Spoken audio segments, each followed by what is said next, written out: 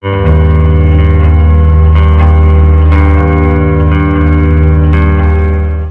kaibigan, kamusta po? I-update ko po muli kayo sa lagay ng ating panahon ngayong hapon po ng Martes, May 28, 2024. Pero bago tayo magpatuloy, pa-like and subscribe po muna and pahit na rin po ng notification bell. Maraming salamat po. Patuloy pa rin po nating binabantayan yung pagkilos nga po mga kaibigan nito nga pong si Bagyong Aghon na ngayon po pa-northwestward ang kilos over the Philippines na po yan. Papalayo na po sa may bandang north dahil nga po muling namata nitong mata or sentro ng bagyo na si Aghon mga kaibigan ngayon na po na may estimated pong layo na lamang na 535 kilometers east of Basco, Batanes po yan. Ang hangin po niya ay humina na po sa 130 kilometers per hour. Malapit pa rin po sa sentro na may bugso po na 160 kilometers per hour pa northwestward po sa bilis naman po na 30 kilometers per hour. As you can see mga kaibigan, kung makikita po ninyo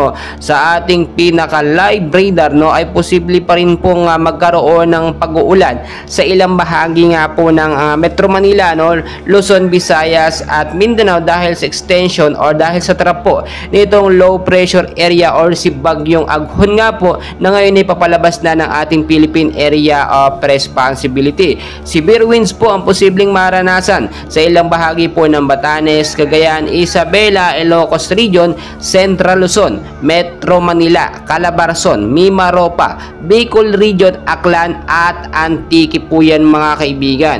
So kung titignan po ninyo, hangin na lamang at hindi na masyadong tubig or pag-uulan ang ating nararanasan. Malakas na hangin na lamang yan mga kaibigan na posible pa rin makapinsala. Over the coastal water po ng Cagayan mga kaibigan, Eastern Coast Isabela, Northern Aurora at Northern Coastal po ng water of Polillo Island po mga kaibigan, makakaranas pa rin po dyan ng mahinang pag-uulan dahil po yan dito sa Bagyong si Aghon. Hanggat hindi pa yan nakakalabas ng totally sa Philippine Area of Responsibility natin mga kaibigan ay makakaranas pa rin po tayo ng pag-uulan. So tignan natin mabuti mga kaibigan, meron na nga po ba or meron na bang bagong bagyo na papasok ng Philippine Area of Responsibility dahil tinitignan po natin mabilis lang din yung pagkawala o yung pagdaan nito si Bagyong Aghon sa ating bansang Pilipinas at ang ilang bahagi ng ating bansa ay hindi naman masyadong natubigan. Mainit na rin po naranasan kaninang umaga at maraming mga Pilipino ang nagrereklamo na sana nga daw po ay nagtagal pa dahil para maulanan pa or madiligan pa ang ating mga kahalamanan